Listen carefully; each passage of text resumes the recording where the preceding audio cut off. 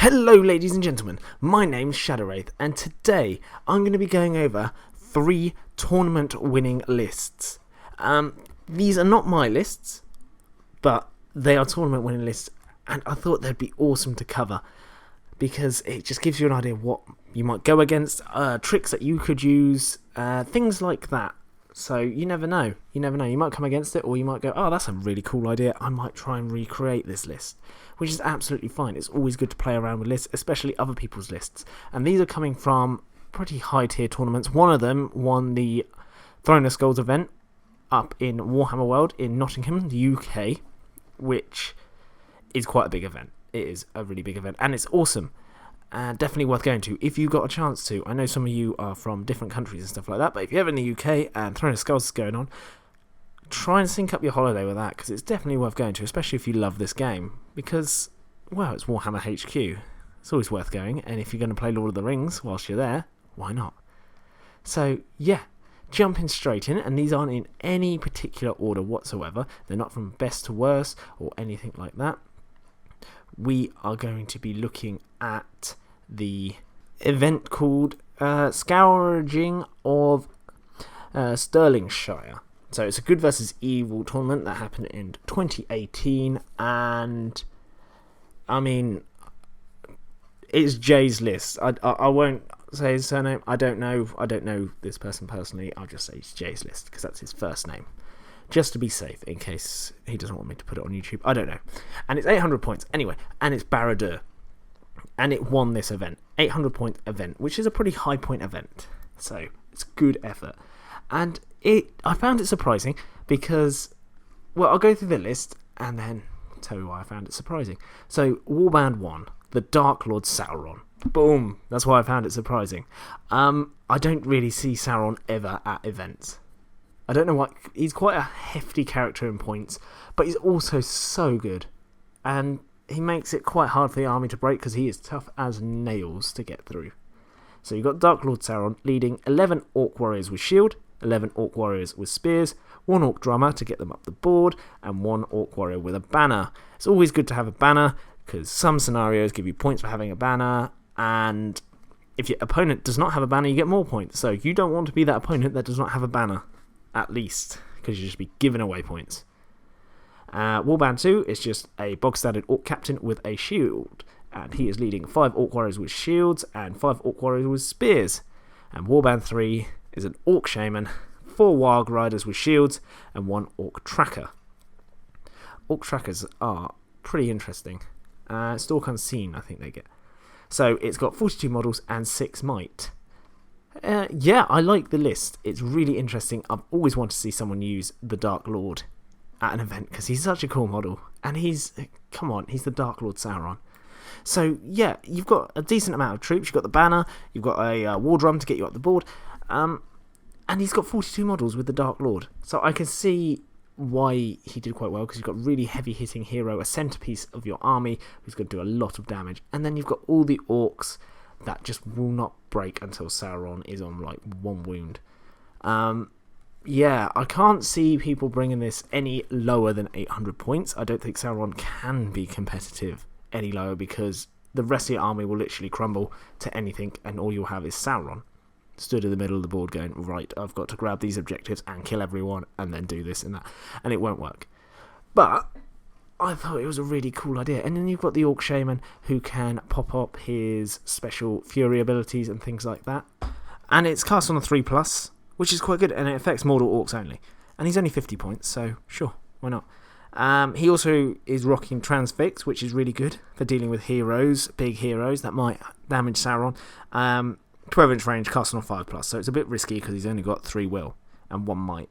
So yeah, it's up to you on how you do that. But it obviously works because he took first place. I haven't heard of Scourging of Stirlingshire, but it's a good versus evil tournament and he won it. So there's got to be something good about it. Now on to the second list. The second list was pretty interesting as well. They're all quite interesting actually. And it was used for a doubles event, which was in Poland, the Polish Doubles Championship. 650 points, so a smaller point game, but it's just interesting. Warband 1, we've got the Witch King with 3 might, 12 will, and 3 fate. Awesome. It's good. Witch King is very good. He's got very good heroic actions, and there's always a threat of getting transfixed or anything like that, because he's a Wraith. I don't know. I've always wanted to put him on a Fell Beast, but you don't have to.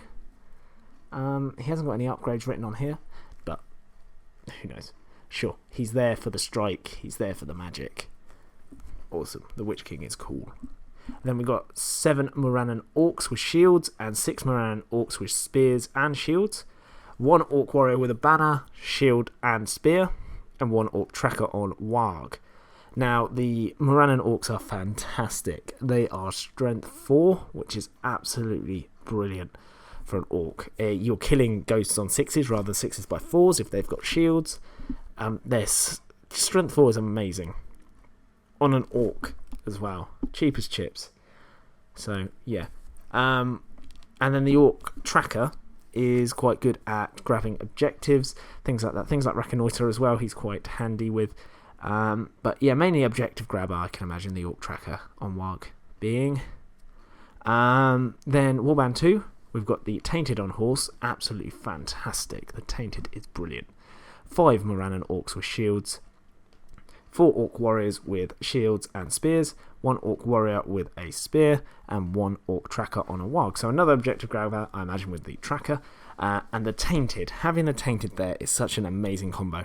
I'll go more into the combo later that I can see, but it is literally, he basically, if a hero calls a heroic action within 6 inches of him, you can use a point of will at the start of the move phase, and basically all warrior models will not benefit from stand fast rules or nor take part in heroic actions.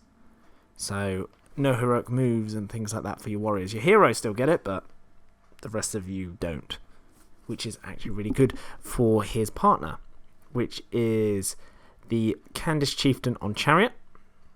And that's it. That's the Warband. And Warband 4 is a Candice Chieftain on Chariot. So with that, with the Wraith stopping heroic moves, you're kind of guaranteeing that you're going to be charging and getting your impact hits, especially if you've got guys in front. Hopefully their heroes aren't right next to the Chariot, in which case, I mean, they'll get their heroic move off, but it happens.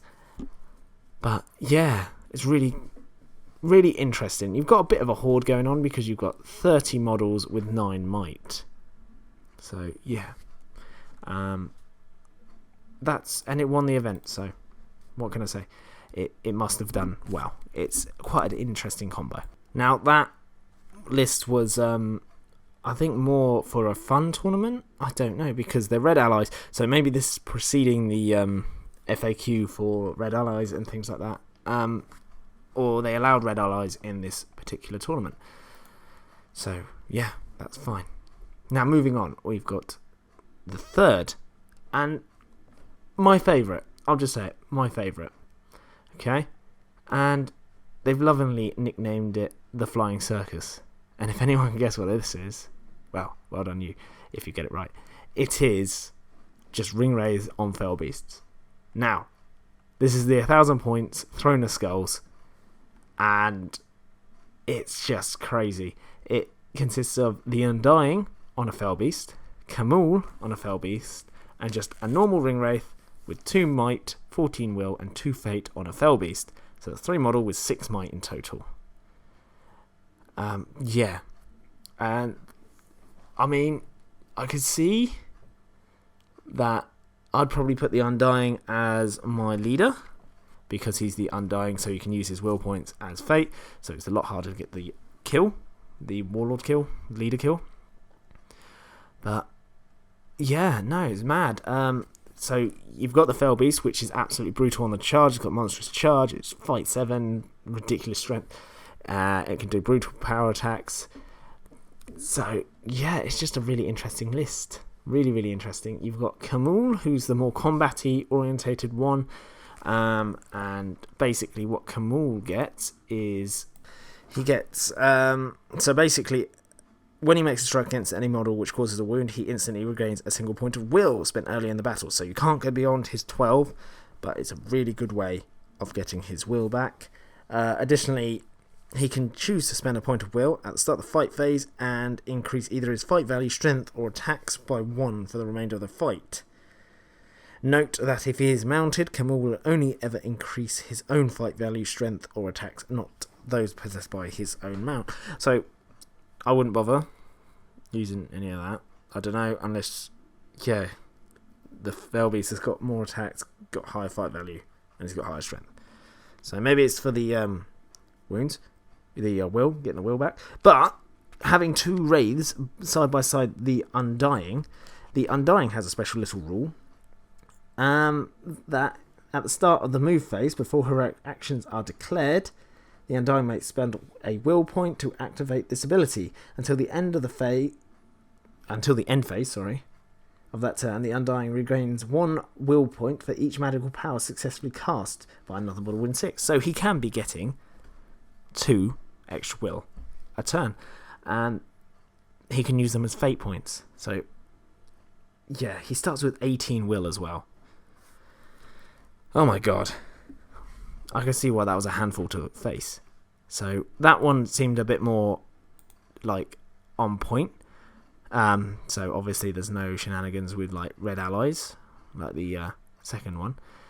But I wanted to save that one till last. It's just interesting seeing what other people's lists are. And yeah, it's really cool. Really cool because you can get some cool ideas, stuff like that. And you might even pinch a few, because you never know, it might work for you. So anyway, that's all I've got to say about that. That is the 3 competitive lists that have 1 event. And yeah, I hope you really enjoyed the video. If you have anything to say about the list, if you think they're rubbish, or if you faced a similar list, please do let me know. I'd love to hear what you think. So yeah, with that, I hope you have an absolutely fantastic day. Don't forget to maybe like the video and possibly even subscribe. But even if you don't, you can still have a fantastic day. No stopping you. And I will see you in the next one. Goodbye.